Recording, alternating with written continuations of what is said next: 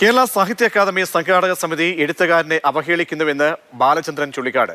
സുഹൃത്തും പ്രസാധകനുമായ CICC ജയചന്ദ്രനാണ് ഇക്കാര്യം ചൂണ്ടിക്കാട്ടി ഫേസ്ബുക്കിൽ പോസ്റ്റിട്ടത്.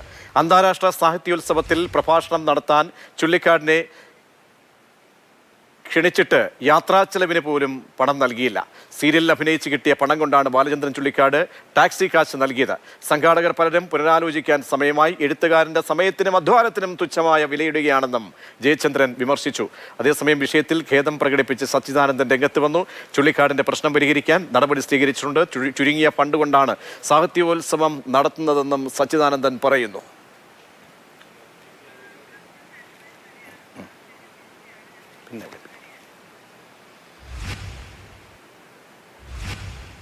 മലയാളത്തിന്റെ പ്രിയ കവിയെ വേദനിപ്പിച്ചത് എന്താകാം? എന്തുകൊണ്ട് അദ്ദേഹത്തിന് ഇങ്ങനെ വിമർശനം ചൊരിയേണ്ടി വരുന്നു എന്ന് നമുക്ക് അറിയാം. ജയചന്ദ്രൻ CICയിലൂടെയാണ് ഇത് ആദ്യം ഇന്ന് കേരളം കേട്ടതും പിന്നീട് സമൂഹ മാധ്യമങ്ങളിലടക്കം ഇപ്പോൾ ചർച്ചകൾ പലകുറിക്ക് പലതായി നടക്കുന്നത്. ജയചന്ദ്രൻ നമ്മോടൊപ്പം തത്സമയം ചേരും. ഒപ്പം NR ഗ്രാമപ്രകാശ് സാഹിത്യകാരൻ കൂടി തത്സമയം ചേരും.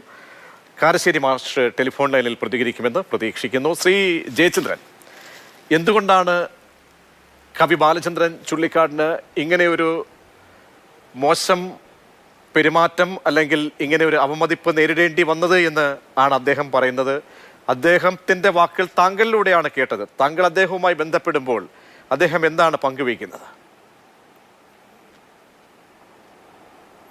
ഇത് ഇന്ന് രാവിലെ 8:34 ബാലചന്ദ്രൻ ചുള്ളിക്കാടിൻ്റെ ഒരു വാട്സാപ്പ് മെസ്സേജ് വരികയാണ്. ഞാൻ ആ പോസ്റ്റ് ചെയ്ത വരികൾ അങ്ങനെ തന്നെയായിരുന്നു ആ വാട്സാപ്പ് മെസ്സേജ്. അപ്പം ഞാനതിൻ്റെ അടിയിൽ ഞാനിത് എടുക്കുന്നു എന്നൊരു മെസ്സേജ് അയച്ചു. അപ്പോൾ തന്നെ അടുത്ത സെക്കൻഡിൽ ഓക്കെ എന്ന് പറഞ്ഞ് ബാലൻ്റെ മറുപടി വന്നു. അത് കഴിഞ്ഞപ്പോൾ ഞാൻ ബാലചന്ദ്രനെ വിളിച്ചപ്പോൾ ബാലചന്ദ്രൻ പറഞ്ഞത് കഴിഞ്ഞ 30-ാം തീയതിയാണ് ഈ സംഭവം നടക്കുന്നത്. 30-ാം തീയതി മുതൽ ഇന്ന് 3-ാം തീയതി വരെ 3 ദിവസം ആ മനുഷ്യൻ ഈ മുറിപ്പാടിലായിരുന്നു. ഇന്നാണ് അങ്ങേർക്കത് പ്രതികരിക്കാനായിട്ട് തോന്നിയത്. ഇതിനകത്തൊരു വിഷയം എന്താ വെച്ചാൽ 67 വയസ്സുണ്ട് ബാലചന്ദ്രൻ ചുള്ളിക്കാടിന്. 67 വയസ്സുള്ള ബാലചന്ദ്രൻ ചുള്ളിക്കാട് KSRTC ബസ്സിലോ ഗുരുവായൂർ തീവണ്ടിയിലോ ചെന്ന് സാഹിത്യ അക്കാദമിയിൽ നളിനിയെക്കുറിച്ചും ആശാനെക്കുറിച്ചും 2 മണിക്കൂർ പ്രസംഗിച്ച ശേഷം തിരിച്ച് അതേ മാർഗത്തിൽ ബസ്സിൽ തൂങ്ങിയോ തീവണ്ടിയിൽ നിന്നോ കൊച്ചിയിലേക്ക് എത്തണം എന്ന് ആരും പ്രതീക്ഷിക്കുന്നില്ല. സ്വാഭാവികമായും അദ്ദേഹം ഇവിടെ നിന്ന് ഒരു ടാക്സി വിളിച്ച് 3500 രൂപ ടാക്സിയുടെ ചാർജും വെയിറ്റിംഗ് ചാർജും കൊടുത്ത് അക്കാഡമിയിൽ ചെന്നു. അദ്ദേഹത്തിൻ്റെ പ്രസംഗം ഗംഭീര പ്രസംഗമായിരുന്നുവെന്നും സാഹിത്യ അക്കാദമി ഈ പ്രാവശ്യം നടത്തിയ ഏറ്റവും മികച്ച പ്രഭാഷണം ബാലചന്ദ്രൻ ചുള്ളിക്കാടിൻ്റെ ആയിരുന്നെന്ന് 30-ാം തീയതി ഈ പ്രസംഗം കഴിഞ്ഞ ഉടനെ തന്നെ ധാരാളം ചർച്ച ചെയ്യപ്പെടുകയും സാമൂഹ്യ മാധ്യമങ്ങളിൽ ഈ പ്രസംഗത്തിൻ്റെ മുഴുവൻ രൂപവും വരികയും ചെയ്തു. 2 മണിക്കൂർ പ്രസംഗം നടത്തണമെങ്കിൽ അതിനു വേണ്ടിയുള്ള തയ്യാറെടുപ്പ് ഏതാണ്ട് 2 മാസത്തെയാണ്. ബാലൻ തന്നെ പറയുന്നത് ആശാനെക്കുറിച്ച് കഴിഞ്ഞ 50 വർഷമായി ഞാൻ പഠിച്ചതാണ് ഞാൻ അവിടെ ജനങ്ങൾക്ക് മുമ്പിൽ അവതരിപ്പിച്ചത് എന്നാണ്. അത് ശരി. ഇവിടെ സംഭവിക്കുന്ന കാര്യം നമ്മുടെ സാഹിത്യ അക്കാദമികളും സാഹിത്യ സംഘങ്ങളുമെല്ലാം ആളുകളെ വിളിച്ച് സംസാരിപ്പിക്കുമ്പോൾ വിളിക്കുമ്പോൾ അവർക്ക് ന്യായമായ പ്രതിഫലം കൊടുക്കാനായിട്ട് തയ്യാറാകണം. അതിൻ്റെ ഒരു ചൂണ്ടുപലകയാണ് ബാലചന്ദ്രൻ ഇന്ന് നടത്തിയ ഈ വിവാദ പ്രസ്താവനയിലൂടെ ഉണ്ടായത്. അല്ലെങ്കിൽ ആദ്യമേ തന്നെ അതിനുള്ള കാര്യങ്ങൾ പറയണം. അതായത് അതിനകത്ത് വരിയിൽ പറയുന്ന ഒരു കാര്യമുണ്ട്. അതായത് എറണാകുളത്ത് നിന്നും തൃശ്ശൂർ വരെ വാസ് ട്രാവൽസിന്റെ ടാക്സിക്ക് വെയിറ്റിംഗ് ചാർജും ഡ്രൈവറുടെ ബാറ്ററിയും അടക്കം എനിക്ക് ചിലവായത് 3500 രൂപ. 3500 രൂപയിൽ നിന്നും 2400 രൂപ കഴിച്ച് ബാക്കി 1200 രൂപയാണ് ബാലൻസ്. ഞാൻ നൽകിയത് സീരിയലിൽ അഭിനയിച്ച് നേടിയ കാശിൽ നിന്നാണ്. സാധാരണ ഇത്തരം വേദികളിലേക്കൊക്കെ പോകുമ്പോൾ സാഹിത്യകാരന്മാർക്ക് വാഹനമോ അല്ലെങ്കിൽ അതിനുള്ള ഫെയറൊക്കെ നൽകാറാണ് പതിവ്. അത് ഒരു പക്ഷേ അത് മുൻകൂട്ടി ആവശ്യപ്പെടാം. സാഹിത്യകാരോ അല്ലെങ്കിൽ ഈ രംഗത്ത് പ്രവർത്തിക്കുന്നതോ മറ്റേതെങ്കിലും രംഗങ്ങളിലൊക്കെ ആയ ആളുകളൊക്കെ അത് ചോദിക്കാറുമുണ്ടെന്നാണ് മനസ്സിലാകുന്നത്. കവിയുടെ ഭാഗത്തു നിന്നും അങ്ങനെ ഒരു ചോദ്യം ഉണ്ടായില്ല എന്നാണോ? അതല്ല, അത് മനസ്സിലാക്കിയത് നൽകേണ്ട ബാധ്യത, അതാണ് വളരെ പ്രധാനപ്പെട്ട കാര്യം, അത് ഉണ്ടായില്ല. കുറച്ചുകൂടി ഒരു ക്ലാരിറ്റി വരുത്തിയാൽ.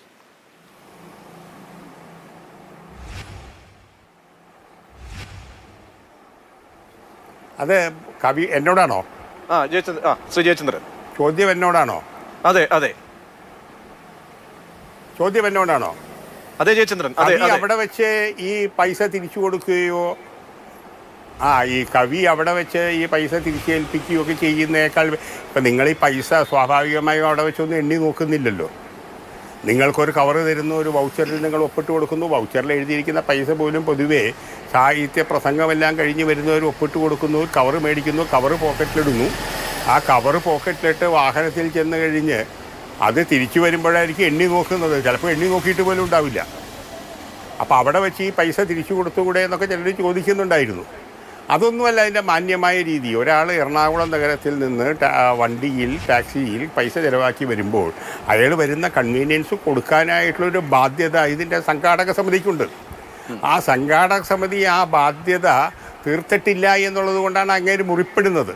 ഞാനിത് ബാലേന്ദ്രൻ ചുള്ളിക്കാണ്ട് അന്ന് വൈകുന്നേരം തന്നെ രോക്ഷാകുലനായി പ്രതികരിക്കുന്നു എന്നുണ്ടെങ്കിൽ ഇതല്ല അതിൻ്റെ വിഷയം. ഇത് കഴിഞ്ഞ കാരശ്ശേരി ടെലിഫോൺ ലൈനുണ്ട്. കാരശ്ശേരി മാഷ്, അങ്ങനെ വിഷയം ശ്രദ്ധിച്ചു കാണുമെന്നാണ് ഞാൻ മനസ്സിലാക്കുന്നത്. കവി ബാലചന്ദ്രൻ ചുള്ളിക്കാട് എത്രത്തോളം ഔന്നത്യത്തിൽ നിൽക്കുന്ന മനുഷ്യനാണെന്ന് മലയാളിക്ക് പറഞ്ഞു കൊടുക്കേണ്ടതില്ല. അദ്ദേഹത്തെ ഇങ്ങനെ ഒരു വേദിയിലേക്ക് വിളിച്ച് അപമാനിച്ചു എന്ന് അദ്ദേഹത്തിന് മുറിവേറ്റ രീതിയിൽ പറയേണ്ടി വരുന്നു. അത് അദ്ദേഹവുമായി അടുപ്പപ്പെട്ട ബന്ധമുള്ള സാഹിത്യ മേഖലയിൽ നിൽക്കുന്ന അല്ലെങ്കിൽ അതുമായി ബന്ധപ്പെട്ടൊക്കെ നിൽക്കുന്ന ആളുകളിലൂടെ കേൾക്കേണ്ടി കേരളത്തിന് വരുമ്പോൾ അതങ്ങേ ആശ്ചര്യപ്പെടുത്തുന്നുണ്ടോ? എന്ത് സംഭവിച്ചായിരിക്കാം എന്നാണ് അങ്ങ് മനസ്സിലാക്കുന്നത്? ഞാൻ ആ പോസ്റ്റ് വായിച്ചു.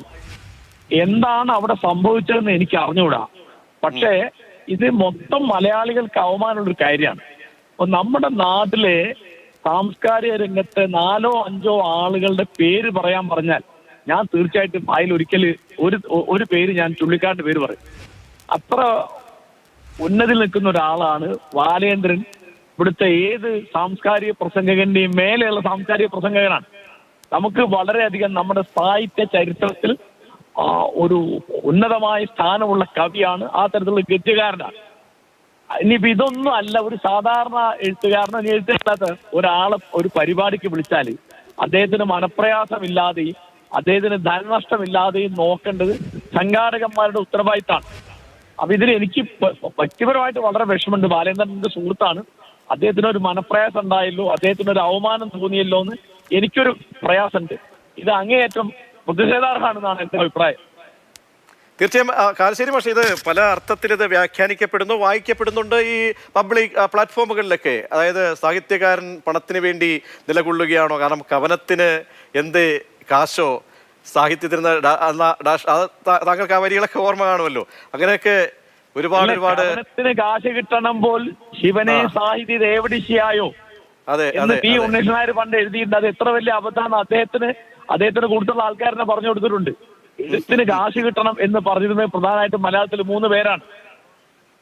ഒന്ന് വള്ളത്തോൾ നാരായണ മേനോൻ, അദ്ദേഹത്തിന്റെ വരി എണ്ണി പൈസ കൊടുക്കണം എന്ന് പറഞ്ഞത്. ഈ ഉണ്ണികൃഷ്ണൻ നായർ കുട്ടായത്തുള്ള ആളാ.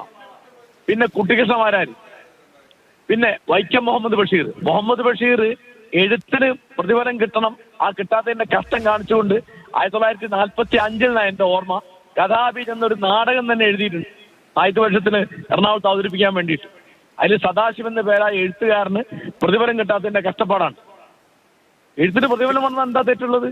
തീർച്ചയായും. അതായത് ഈ ഭൗതിക അധ്വാനത്തെ അത് അംഗീകരിക്കപ്പെടേണ്ടതല്ലേ കാരശ്ശേരി മാഷേ? ഭൗതിക അധ്വാനത്തെ, കാരണം ഭൗതിക അധ്വാനത്തെ അംഗീകരിക്കപ്പെടേണ്ടതല്ലേ? കാരണം ഇവിടെ ഒന്നോ രണ്ടോ ഉദാഹരണങ്ങൾ കാണാം. ഒന്നോ രണ്ടോ സീരിയലിലൊക്കെ അഭിനയിക്കുന്ന ആളുകൾ, അല്ലെങ്കിൽ പിന്നീട് അവരെ കണ്ടിട്ട് പോലും കാണത്തില്ല, അവരെയൊക്കെ ഓരോ വേദികളിൽ വിളിച്ചിട്ട് 2-3 ലക്ഷമൊക്കെ കൊടുത്ത് മടക്കി വിടുമ്പോൾ സാഹിത്യകാരന്റെ അല്ലെങ്കിൽ ഭൗതികമായ ഈ അധ്വാനത്തിനെ വിലമതിക്കേണ്ടതല്ലേ? അതേ നിലയ്ക്ക് യാതൊരു സംശയമില്ല. ബാലേന്ദ്രൻ പറഞ്ഞത് ബാലേന്ദ്രന്റെ കയ്യിൽ നിന്ന് കാശ് പോയി എന്നാണ്. അദ്ദേഹത്തിന് 3500 ചെലവായപ്പോ 2400 കിട്ടിയിട്ടുള്ളൂ. 1100 അദ്ദേഹത്തിന്റെ കയ്യിൽ നിന്ന് പോയി. അദ്ദേഹം അഭിനയിച്ചുണ്ടാക്കിയ പൈസയാണ് എന്നാണ്. അപ്പൊ അദ്ദേഹത്തിന്റെ വണ്ടിക്കൂലി എത്രയാണ് എന്ന് ചോദിച്ചാൽ അത് കൊടുക്കാന്നുള്ളത് ഒരു സാമാന്യ മര്യാദയാണ്. അത് എറണാകുളത്ത് കാരണമായിരിക്കും വന്നിട്ടുണ്ടാവുക. അഭിനയിക്കുന്നതിനെ പോലും വിമർശിക്കുന്ന ലോകവും ഉണ്ടായിട്ടുണ്ട്. വിമർശിക്കുന്ന ആളിലാണ്. എന്താ വെച്ചാല് നമ്മുടെ നാട്ടില് ആളുകൾക്ക് യാതൊരു മര്യാദയില്ല. ബാലേന്ദ്രൻ കവിത എഴുതുന്നത് നിർത്താൻ ബാലേന്ദ്രന് സ്വാതന്ത്ര്യമുണ്ട്, അത് തുടരാൻ സ്വാതന്ത്ര്യമുണ്ട്, ബാലേന്ദ്രന് അഭിനയിക്കാൻ സ്വാതന്ത്ര്യമുണ്ട്. അതൊക്കെ എന്ത് വകയിലെ ആളുകൾ വിമർശിക്കാന്ന് എനിക്ക് അറിഞ്ഞൂടാ. ഓരോരുത്തരും ഓരോ പണിയെടുക്കും. ഇപ്പൊ സച്ചാനന്ദ മാഷ് കോളേജിൽ അധ്യാപകനായിരുന്നു, CP അബൂക്കർ കോളേജിൽ അധ്യാപകനായിരുന്നു, ദേശാഭിമാനിയിൽ പണിയെടുത്തിരുന്നു അബൂക്കർ. അപ്പൊ അങ്ങനെ ഓരോരുത്തരും ഇപ്പൊ എഴുത്തുകാർ ഓരോരുത്തർ ഓരോ പണിയെടുക്കില്ലേ, അത് അവരുടെ സ്വാതന്ത്ര്യമില്ല. അതിലെന്ത് വേറെ കടയോടാണുള്ളത്? അദ്ദേഹം നല്ല നടനല്ലെങ്കിൽ അദ്ദേഹത്തെ സീരിയലുകാർ ഒഴിവാക്കുമല്ലോ. അവർക്ക് ആവശ്യമുള്ളത് ബാലേന്ദ്രൻ കൊടുത്തിട്ടാണല്ലോ ബാലേന്ദ്രക്കാരൊക്കെ അതിൽ അഭിനയിക്കുന്നത്. പിന്നെ ദിവസക്കൂലി കൊടുക്കുന്നത് അദ്ദേഹത്തിന്. അപ്പോ അദ്ദേഹം ജീവിക്കുന്നതിൽ അദ്ദേഹത്തിന് ട്രഷറിയിൽ ഉദ്യോഗസ്ഥനായിരുന്നു ബാലേന്ദ്രൻ. വളരെ ചെറിയ പെൻഷനേ ബാലേന്ദ്രൻ കിട്ടുള്ളൂ. കാരണം ബാലേന്ദ്രൻ അത്രയും ശമ്പളം ഉണ്ടായിരുന്നു. വളരെ പരിങ്ങളായിട്ട് ജീവിക്കുന്ന ഒരാളാണ് ബാലേന്ദ്രൻ. കാരശ്ശേരി പക്ഷേ അതായത് നമ്മളൊക്കെ ഈ പലരെയും, കാരണം പേര് പറയുന്നില്ല, ചിലരെയൊക്കെ നമ്മൾ ഈ പൊതുവേദികളിലേക്ക് വിളിക്കുമ്പോൾ അവർ കൃത്യമായി പറയാറുണ്ട്, അത് ഔന്നത്യത്തോടുകൂടി നിൽക്കുന്ന സാഹിത്യകാരന്മാരായാലും അല്ലെങ്കിൽ സിനിമാക്കാരുമായി ബന്ധപ്പെട്ട് എഴുത്തുകാരൊക്കെ പറയാറുണ്ട്, ഞങ്ങൾക്ക് ഇത്ര പണം വേണം, അല്ലെ തിരുവനന്തപുരത്തുനിന്നോ അല്ലെങ്കിൽ കോഴിക്കോട് നിന്നോ ഇന്ന സ്ഥലത്തേക്ക് എത്തുകയാണ്. അപ്പോൾ അത് ചോദിക്കുന്ന ആളുകളുണ്ട്. അത് ഒരർത്ഥത്തിൽ അത് തെറ്റെന്ന് പറയാൻ കഴിയില്ല. ചുള്ളിക്കാടിനെ സംബന്ധിച്ചോളം അദ്ദേഹം അത് തിരിച്ചു കൊടുക്കാത്ത ഒരു മാന്യതയാണ്. അതായത് എഴുത്തിന് പ്രതിഫലം ചോദിക്കുന്ന ആളെ പറ്റില്ലെങ്കിൽ അയാളോട് വാങ്ങണ്ട. അവന്റെ പ്രസംഗത്തിന് ഇത്ര രൂപ വേണം എന്ന് പറയുന്ന ഒരാളെ നിങ്ങൾക്ക് പറ്റില്ലെങ്കിൽ അയാളെ പ്രസംഗിക്കാൻ വിളിക്കേണ്ട കഴിഞ്ഞല്ലോ. അതിന് വഴക്കിന്റെ കാര്യമില്ലല്ലോ. അപ്പോ ബാലേന്ദ്രൻ അത് പറഞ്ഞില്ല എന്നുള്ളതാണ് ബാലേന്ദ്രൻ തെറ്റെങ്കിൽ അത് ബാലേന്ദ്രന്റെ യോഗ്യതയായിട്ട് ഞാൻ പറയുള്ളൂ. അത് അവരെ വിശ്വസിച്ചു, അവിടെ വന്നു, കവറ് മേടിച്ചു പോയി, വഴിയിലെത്തിയിട്ട് അവിടെ എത്തിയിട്ടാണ് നോക്കുമ്പോൾ 1100 രൂപ കയ്യിൽ നിന്ന് പോയി എന്ന് അദ്ദേഹം പറഞ്ഞു. അപ്പൊ അത് അങ്ങനെ ബാലേന്ദ്രൻ അല്ല, ആരോടും അങ്ങനെ പെരുമാറാൻ പാടില്ല. പ്രത്യേകിച്ച് ബാലേന്ദ്രനെ പോലെ ഒരു വലിയൊരു എഴുത്തുകാരൻ. അദ്ദേഹം നമ്മുടെ വലിയൊരു സാംസ്കാരിക ചിഹ്നമാണ് ബാലേന്ദ്രൻ. ചെറിയ ആളല്ല ബാലേന്ദ്രൻ. തീർച്ചയായും ശ്രീ കാരശ്ശേരി മാഷ്, താങ്കളെ സംബന്ധിച്ചോളം വലിയൊരു വേദന ഉളവാക്കിയ കാര്യമെന്നാണ് കാരശ്ശേരി മാഷ് പ്രതികരിച്ചത്. ശ്രീ NR ഗ്രാമപ്രകാശ്, കാരണം സാഹിത്യ അക്കാദമിയുടെ തലപ്പത്തുള്ള വ്യക്തികളെയും അല്ലെങ്കിൽ സാഹിത്യകാരനൊക്കെ ഇന്ന് സച്ചിമാഷ് ഇതിലൊരു ഖേദം പ്രകടിപ്പിച്ചിട്ടുണ്ട്. പക്ഷേ ഇത് ചെയ്യാൻ പാടില്ലാത്തതാണ് എന്ന്, കാരണം വലിയ മനോവേദനയിലാണ് അദ്ദേഹം പോയത്. 30-ാം തീയതിയാണ് ഈ സംഭവം ഉണ്ടാകുന്നത്. ഇത്രയും ദിവസം കഴിഞ്ഞിട്ടും അത് ഇന്ന് ഇടേണ്ടി വരുന്ന ഒരു സാഹചര്യം അത് ശ്രദ്ധ ക്ഷണിക്കേണ്ടതാണ് എന്ന തോന്നലിലാണ്. താങ്കൾ എന്താണ് മനസ്സിലാക്കിയത്? ബാലേന്ദ്രൻ ചുള്ളിക്കാടിനെ വേദനിപ്പിച്ചു എന്ന തോന്നലുണ്ടോ?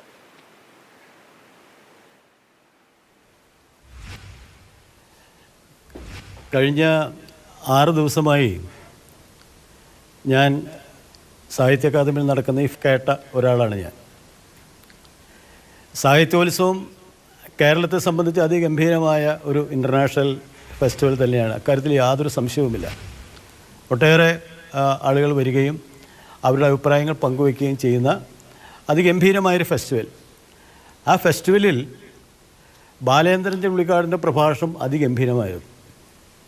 കേരളത്തിലെ പ്രഭാഷകരുടെ നില പരിശോധിച്ചാൽ ഒന്നാം നിരയിൽ നിൽക്കുന്ന എന്ന് വേണമെങ്കിൽ ധാരാളം പ്രഭാഷകർ നമുക്കുണ്ട്.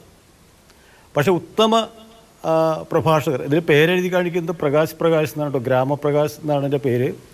ഡോക്ടർ ഗ്രാമപ്രകാശ് എന്നാണ് എഴുതി കാണിക്കേണ്ടത്. അദ്ദേഹത്തിന്റെ പേര് തൃശ്ശൂരിന്റെ സാഹിത്യ മണ്ഡലത്തിൽ നിറഞ്ഞു നിൽക്കുന്ന പൊതുകാര്യ വ്യക്തി കൂടിയാണ്. അത് ഗ്രാമപ്രകാശ് തിരുത്താം. ഓക്കെ. അപ്പോൾ ഈ ബാലേന്ദ്രൻ ചുള്ളിക്കാടിനെ സംബന്ധിച്ച് ചുള്ളിക്കാടിൻ്റെ പ്രഭാഷണം എന്ന് പറയുന്നത് അതിഗംഭീരമായ പ്രഭാഷണമായിരുന്നു. അദ്ദേഹം കരുണയെക്കുറിച്ചായിരുന്നു ആ പ്രഭാഷണം. കരുണയുടെ ദാർശനിക തലങ്ങളിലേക്ക് ഇറങ്ങിയ ഇത്തരമൊരു പ്രഭാഷണം നടത്താൻ ഇന്ന് കേരളത്തിൽ ജീവിച്ചിരിക്കുന്ന പ്രഭാഷകരിൽ ഒരു വ്യക്തിത്വം എന്ന് പറയാവുന്നത് ബാലേന്ദ്രൻ ചുള്ളിക്കാടാണ്. അക്കാര്യത്തിൽ യാതൊരു സംശയവുമില്ല. മാത്രമല്ല ബാലേന്ദ്രൻ ചുള്ളിക്കാട് ഞാൻ അറിയുന്നിടത്തോളം ഈ പ്രഭാഷണങ്ങൾക്ക് വേണ്ടി ഓടി നടക്കുന്ന ഒരാളല്ല. ഒരു അക്കാദമികളുടെ എസ്റ്റാബ്ലിഷ്മെൻറ്റിൻ്റെ മുൻപിൽ തലകുനിക്കാത്ത ഒരാളാണ് ബാലേന്ദ്രൻ.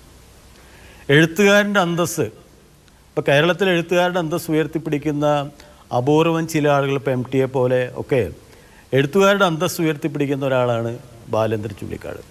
ബാലേന്ദ്രനെ ഒരു പ്രോഗ്രാമിന് വിളിച്ചിട്ടുണ്ടെങ്കിൽ അതിന് മാന്യമായ രീതിയിൽ പ്രതിഫലം കൊടുക്കുകയും അത് തൃപ്തികരമായ രീതിയിൽ അദ്ദേഹത്തെ മടക്കി അയക്കുകയും ചെയ്യുക എന്ന് പറയുന്നത് അക്കാദമിയുടെ ഭാഗത്ത് നിന്നൊരു തെറ്റായിട്ട് തന്നെയാണ്. അത് ഖേദം പ്രകടിപ്പിച്ചു എന്നുള്ളത് ശരിയാണ് എന്നുള്ളതുകൊണ്ട് നമ്മൾ വലിയ ചർച്ച ആവശ്യപ്പെടുന്നില്ലെങ്കിലും ഇതൊരു പാഠമാണ്. കേരളത്തിലെ അക്കാദമികളുടെയും ഔദ്യോഗിക സ്ഥാപനങ്ങളുടെയൊക്കെ തലപ്പത്തിരിക്കുന്നവർക്ക് ഒരു വലിയ പാഠമാണ്. എങ്ങനെയാണ് കലാകാരന്മാരെ, എഴുത്തുകാരന്മാരെ പരിചരിക്കേണ്ടത് എന്നുള്ളതിനെക്കുറിച്ച് ഒരു വലിയ പാഠം നൽകുകയാണിത്. ബാലചന്ദ്രൻ തന്നെ ശ്രീ ഗ്രാമപ്രകാശ് ഈ കവിയുടെയോ അല്ലെങ്കിൽ അതൊക്കെ മാറ്റിവെച്ചൊരു പകരം അദ്ദേഹത്തിന്റെ മേഖലയായ ഈ സീരിയൽ മാത്രമല്ല സിനിമയിലൊക്കെ നിരവധി വേഷങ്ങൾ ചെയ്ത വ്യക്തിയാണ്. അങ്ങനെ വിളിച്ചിരുന്നെങ്കിൽ ആ ഗ്രേഡ് മാറുകയാണ്. അത് അങ്ങനെ ചിന്തിച്ചാൽ സ്വാഭാവികമായും ആ മേഖലയ്ക്ക് കൊടുക്കുന്ന അംഗീകാരത്തിന്റെ അല്ലെങ്കിൽ ഒരു പണത്തിന്റെ തൂക്കമോ ഒന്നുമല്ല, ന്യായമായ കാര്യം അതാണ് ചോദിക്കുന്നത്. മാത്രമല്ല വിളിച്ചു വരുത്തി അദ്ദേഹത്തിന്റെ ഒരു ഹട്ട് ചെയ്ത് വിടുക എന്നുള്ളത് അതൊരു കേവലം ഒരു ക്ഷമ ചോദിക്കലിൽ നിൽക്കുന്നതാണോ? കാരണം ഇത് ഞാൻ സൂചിപ്പിച്ചതുപോലെ പാഠമാകണം. ഇത് കൈകാര്യം ചെയ്യുന്നവരുടെ പിഴവാണോ, അതോ ഇതൊരു ഇങ്ങനെ ഒരു മാനദണ്ഡമായി ഇങ്ങനെ വെച്ചു പോകുന്നതാണോ? ഇത് ചെറിയ കാര്യമല്ല. ഞാൻ പെട്ടെന്ന് ഓർക്കുന്നത് മാർക്സിയൻ കവിയായിട്ടുള്ള ജർമ്മൻ കവിയായിരുന്ന ബെർത്തോൾഡ് ബ്രഹത്തിൻ്റെ മെസ്സിംഗ് ഓഫ് ഡയലോഗ്സ് എന്ന് പറഞ്ഞിട്ടൊരു വലിയ പ്രബന്ധമുണ്ട്. മെസ്സിംഗ് ഓഫ് ഡയലോഗ്സ് എന്ന് വെച്ചാൽ ട്രംബീറ്റ് വിൽപ്പന എന്നാണ്. ട്രംബീറ്റ് വിൽക്കുന്ന ആൾക്ക് അതിൻ്റെ വെങ്കലത്തിൻ്റെ വില മാത്രമേ അയാൾക്ക് അറിയുള്ളൂ. വെങ്കലത്തിൻ്റെ വിലയാണ് ആളുകൾ പറയുന്നത്. പക്ഷേ ട്രംബീറ്റിൻ്റെ യഥാർത്ഥ വില എന്ന് പറയുന്നത് വെങ്കലത്തിൻ്റെ വിലയല്ല, മറിച്ച് അതിലൂടെ വരുന്ന സംഗീതത്തിൻ്റെ വിലയാണ്. ഇത് ബ്രഹത്ത് പറഞ്ഞ കാര്യമാണ്. ഈ സംഗീതത്തിൻ്റെ വില നിർണ്ണയിക്കുക അപൂർവമാണ്. ബാലേന്ദ്രൻ ചുള്ളിക്കാടിനെ പോലെ ഒരാൾ വിലയിടാൻ പറ്റാത്ത രീതിയിൽ വലിയ ഒരു എഴുത്തുകാരനാണ്. അദ്ദേഹത്തോട് ആ രീതിയിൽ പെരുമാറേണ്ടതായിരുന്നു. ആ പെരുമാറ്റത്തിൽ വന്നായി തകരാറ് പെട്ടെന്ന് ക്ഷമിക്കത്തക്കതല്ല. ഇത് സർക്കാരിൻ്റെ ഭാഗത്തുനിന്നോ മറ്റ് എവിടെ നിന്നോ വന്നൊരു തെറ്റല്ല ഇത്. മറിച്ച് അക്കാദമി ഭാരവാഹികൾ കുറച്ചുകൂടെ, ഞാൻ കലാമണ്ഡലത്തിൻ്റെ രജിസ്ട്രാറായി ദീർഘകാലം ജോലി ചെയ്ത ആളാണ്. വലിയ ദേശീയ സമ്മേളനങ്ങൾ, ഡാൻസ് മ്യൂസിക് ഫെസ്റ്റിവലൊക്കെ നടത്തിയിട്ടുള്ള ഒരാളാണ്. ആ സമയത്തൊക്കെ ചെയ്യാറുള്ളത് അവസാന നിമിഷം നമ്മൾ തീർച്ചയായിട്ടും ഈ ആളുകളുടെയൊക്കെ അവർക്ക് കൊടുക്കുന്ന പേയ്മെൻറ്റ് നമ്മൾ കൃത്യമായിട്ട് അധികാരികൾ, പ്രസിഡൻറ്റോ സെക്രട്ടറിയോ ശ്രദ്ധിക്കണം. അത് ഓഫീസിൽ ഏൽപ്പിക്കേണ്ട ഒരു വർക്കല്ല. അപ്പോൾ അതിൽ തെറ്റ് പറ്റിയിട്ടുണ്ടെങ്കിൽ അത് ഖേദം പ്രകടിപ്പിക്കുക. എനിക്ക് തോന്നുന്നത് ഈ കാര്യം അറിഞ്ഞപ്പോൾ തന്നെ ഞാൻ മനസ്സിലാക്കിയത് പിറ്റേ ദിവസം തന്നെ ബാലേന്ദ്രൻ ചുള്ളിക്കാട് ചില സുഹൃത്തുക്കളോട് ഈ കാര്യം പറഞ്ഞിരുന്നു എന്നുള്ളതാണ്. അവർ അക്കാദമി ഭാരവാഹികളുടെ ശ്രദ്ധയിൽപ്പെടുത്തിയിട്ടുണ്ടാകാം. ആ സമയത്ത് തന്നെ ബാലേന്ദ്രനെ വിളിച്ച് മാപ്പ് അപേക്ഷിക്കേണ്ടതായിരുന്നു. ബാലേന്ദ്രൻ രോഷാകുലനായി പ്രതികരിച്ചതിന് ശേഷമായിരുന്നില്ല ഇത് ചെയ്യേണ്ടിയിരുന്നത്. അതേസമയം ഞാൻ സച്ചിദാനന്ദ മാഷ് തന്നെ എഴുതിയൊരു കവിത ഞാൻ പെട്ടെന്ന് ഓർക്കുകയാണ്. പ്രകൃതി നിയമം എന്ന് പറയുന്നൊരു കവിതയാണ്, ഞാൻ പെട്ടെന്ന് ഓർക്കുകയാണ്. അതിൽ ഈ പ്രവർത്തിക്കുന്നവരും പ്രവർത്തിക്കാത്തവരും തമ്മിലുള്ളൊരു വ്യത്യാസം പറയുന്നുണ്ട്. പ്രവർത്തിക്കുന്നവർ പ്രവർത്തിച്ചുകൊണ്ടേയിരിക്കും, പ്രവർത്തിക്കുന്നവരിൽ നിന്ന് എന്തെങ്കിലും കുറ്റങ്ങളുണ്ടെങ്കിൽ അതിനെ പെരുപ്പിച്ച് കാണിക്കാൻ ശ്രമിച്ചുകൊണ്ടിരിക്കും എന്ന രീതിയിൽ വരികൾ അതിൽ പറയുന്നുണ്ട്. ബാലേന്ദ്രൻ ചുള്ളിക്കാടോട് ചെയ്തത് അനീതിയാണ്. ആ നീതി പെട്ടെന്ന് പൊറുക്കാൻ പറ്റുന്നതല്ല. അതേസമയം ഇതിനെ തുടർന്ന് വന്ന ഒരുപാട് പ്രതികരണങ്ങളുണ്ട്. ആ പ്രതികരണങ്ങളൊക്കെ മൊത്തത്തിൽ അവിടെ നടക്കുന്ന പ്രവർത്തനങ്ങളെ ആക്ഷേപിക്കുന്ന തരത്തിലായി, ആ ഫെസ്റ്റിവലിനെ ആക്ഷേപിക്കുന്ന തരത്തിലുള്ളൊരു പോസ്റ്റുകളാണ് തുടർച്ചയായി വന്നുകൊണ്ടിരിക്കുക. അതിനോട് എനിക്ക് യോജിപ്പില്ല. പക്ഷേ ബാലേന്ദ്രനെ പോലെ അത്രയും വലിയ പ്രാമാണികരായ കവികളെ വിളിച്ചു വരുത്തുമ്പോൾ എഴുത്തുകാരൻ്റെ അന്തസ്സ് പുലർത്തേണ്ടത് എങ്ങനെയാണോ ആ അന്തസ്സ് പുലർത്തുന്ന രീതിയിൽ പെരുമാറേണ്ടതായിരുന്നു. തീർച്ചയായും അതാണ് NR ഗ്രാമപ്രകാശ് മുന്നോട്ട് വയ്ക്കുന്ന വാദം. ഇപ്പോൾ നമ്മൾ സ്റ്റുഡിയോയിൽ നിന്നും PCR നിന്നും ബാലേന്ദ്രൻ ചുള്ളിക്കാടിനെ ടെലിഫോണിൽ വിളിച്ചിരുന്നു. അദ്ദേഹം പറയുന്നത് പറയാനുള്ളതെല്ലാം അർത്ഥവത്തായി തന്നെ വരികളിലുണ്ട്, ഫേസ്ബുക്ക് പോസ്റ്റിൽ അല്ലെങ്കിൽ സുഹൃത്തുക്കൾക്ക് അയച്ച ആ വരികളിലൊക്കെ ഉണ്ട് എന്നുള്ളതാണ്. എന്തായാലും ശ്രീ ജയചന്ദ്രൻ, ഈ വരികളിൽ വളരെ പ്രധാനപ്പെട്ട കാര്യങ്ങൾ ബാലേന്ദ്രൻ ചുള്ളിക്കാടിൻ്റെതായി പറയുമ്പോൾ അദ്ദേഹം പറയുന്നുണ്ട്, വളരെ കർക്കശ്യത്തോടു കൂടി പറയുന്നുണ്ട്, എൻ്റെ ആയുസ്സിൽ നിന്നും അവശേഷിക്കുന്ന സമയം പിടിച്ചു പറിക്കരുത്, എനിക്ക് വേറെ പണിയുണ്ട്, എന്നെ ബുദ്ധിമുട്ടിക്കരുത്, ദയവായി മേലാൽ എന്നെ ബുദ്ധിമുട്ടിക്കരുത് എന്ന്. അപ്പോൾ അത്രത്തോളം അദ്ദേഹത്തിനെ ഈ വിഷയം ഹർട്ട് ചെയ്തോ?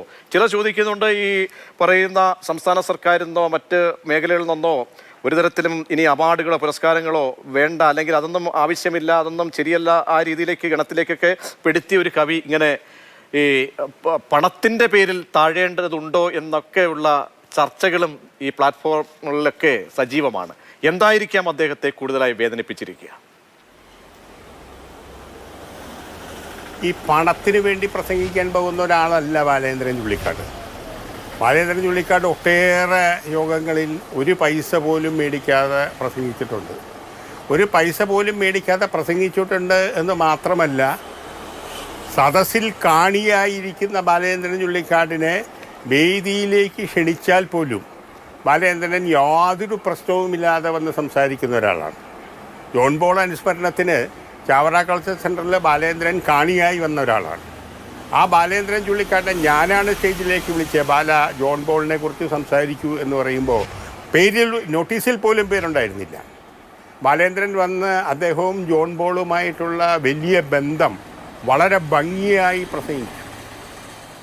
ബാലേന്ദ്രൻ ഒത്തിരി യോഗങ്ങളിൽ യാതൊരു പ്രശ്നവുമില്ലാതെ, നേരത്തെ തീരുമാനിച്ചില്ല, നോട്ടീസിൽ പേരില്ല, നമ്മുടെ ചെറിയ ചെറിയ ഈഗോ, ആ ഒരു ഈഗോയുമില്ലാതെ വിളിക്കുന്ന സ്ഥലത്ത് വന്ന് സംസാരിക്കുന്ന ആളാണ്. പക്ഷേ ഈ അടുത്ത കാലത്തായിട്ട് അദ്ദേഹം ഈ സാഹിത്യ പ്രസംഗങ്ങളിൽ നിന്ന് വലിയ വിമുഖത കാണിച്ചിട്ടുണ്ടായിരുന്നു. നമ്മൾ കുറേ പരിപാടികൾക്ക് അദ്ദേഹത്തെ വിളിക്കുമ്പോഴൊക്കെ അദ്ദേഹം പറയാറുണ്ട്, പ്രസംഗം ഞാൻ നിർത്തി. കാരണം പല കാര്യങ്ങളും ഞാൻ പ്രസംഗിച്ചത് തന്നെ വീണ്ടും വീണ്ടും വീണ്ടും വീണ്ടും പ്രസംഗിക്കേണ്ട ഒരു അവസരം വന്നുണ്ട്. ഈ അടുത്തിടയ്ക്ക് ചങ്ങമ്പുഴ പാർക്കിലൊരു പ്രസംഗം നടത്തിയതിന് ശേഷം എറണാകുളം പബ്ലിക് ലൈബ്രറി അതേ വിഷയം സംബന്ധിച്ചൊരു പ്രസംഗിക്കാൻ ബാലേന്ദ്രനോട് പറഞ്ഞപ്പോൾ ബാലേന്ദ്രൻ പറഞ്ഞു, ജയ ഞാനില്ല, കാരണം ഞാനിത് ഒരിക്കൽ ചങ്ങമ്പുഴയിൽ പ്രസംഗിച്ചതാണ്, ആ സാധനം വീണ്ടും ആവർത്തിക്കാനായിട്ട് എനിക്ക് താല്പര്യമില്ല, അതുകൊണ്ട് ഞാൻ പ്രസംഗിക്കാൻ വരുന്നില്ല എന്ന് പറഞ്ഞു. ഈ വരുന്ന 5-ാം തീയതി തിങ്കളാഴ്ച ബാലേന്ദ്രൻ ചുള്ളിക്കാട് CN ശ്രീകണ്ഠൻ നായരുടെ കലി നാടകത്തെക്കുറിച്ച് പ്രസംഗിക്കാൻ എറണാകുളം പബ്ലിക് ലൈബ്രറിയിൽ വരുന്നുണ്ട്. 5 പൈസയും ബാലേന്ദ്രൻ ചുള്ളിക്കാടിന് കൊടുക്കുന്നില്ല. CN ശ്രീകണ്ഠൻ നായരുടെ മകൻ CN ഉണ്ണികൃഷ്ണൻ വിളിച്ചതിൻ്റെ അടിസ്ഥാനത്തിൽ ബാലേന്ദ്രൻ വന്ന് അന്ന് കലി വായനയും ചർച്ചയും എന്നൊരു പങ്ക്തി അവിടെ വെച്ചിട്ടുണ്ട്, അതിൽ വരും. എത്രയോ മീറ്റിങ്ങുകളിൽ ബാലേന്ദ്രൻ ചുള്ളിക്കാട് 5 പൈസ മേടിക്കാതെ വന്നാണ്. അപ്പോൾ കാശിന് വേണ്ടിയിട്ട് എന്ന് പറയരുത്. നേരത്തെ കാരശ്ശേരി മാഷ് പറഞ്ഞപ്പോൾ കേരളത്തിൽ പ്രസംഗിക്കുന്നതായിട്ട് കൃത്യമായ പൈസ വേണമെന്ന് ആവശ്യപ്പെട്ടിരുന്ന ഒരാൾ അഴീക്കോട് മാഷാണ്. അഴീക്കോട് മാഷിന് എറണാകുളത്ത് വന്ന് പ്രസംഗിക്കുന്നതിന് 8,000 രൂപ എന്ന് പറഞ്ഞൊരു റേറ്റ് ഉണ്ടായിരുന്നു. ആ 8,000 രൂപ കൊടുത്താൽ മാത്രമേ അഴീക്കോട് മാഷ് പ്രസംഗിക്കുള്ളായിരുന്നു. ആ കൂട്ടത്തിൽ അഴീക്കോട് മാഷ് വേറെ ഒരു 3 പ്രസംഗം കൂടി ഉണ്ടാക്കുന്നു. അങ്ങനെ പ്രസംഗിക്കാൻ വേണ്ടി പൈസ മേടിക്കുന്ന ധാരാളം ആളുകളുണ്ട്. ബാലേന്ദ്രൻ ചുള്ളിക്കാട് ആ കൂട്ടത്തിൽ പെടുന്ന ഒരാളല്ല. രണ്ടാമത്, അദ്ദേഹം അക്കാഡമി അവാർഡോ ബാക്കി പുരസ്കാരങ്ങൾക്കോ വേണ്ടി പിന്നാലെ നടന്നിട്ടില്ല.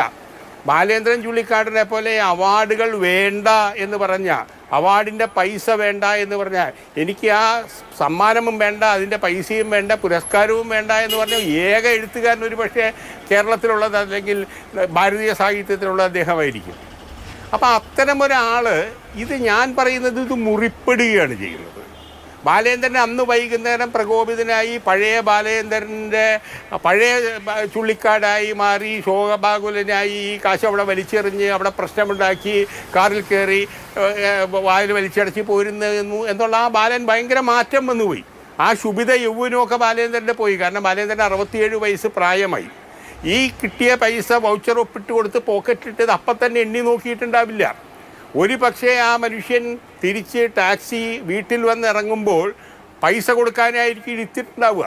അപ്പോൾ 3,500 രൂപ കൂലി എന്ന് പറഞ്ഞു കഴിഞ്ഞപ്പോൾ ആ പൈസ കൊടുക്കാൻ എടുക്കുമ്പോൾ 2,400 രൂപയെ അതിലുള്ളൂ എന്ന് മനസ്സിലാക്കുകയാണ്. എന്നിട്ടും അദ്ദേഹം പ്രതികരിച്ചത് 3 ദിവസത്തിന് ശേഷമാണ്.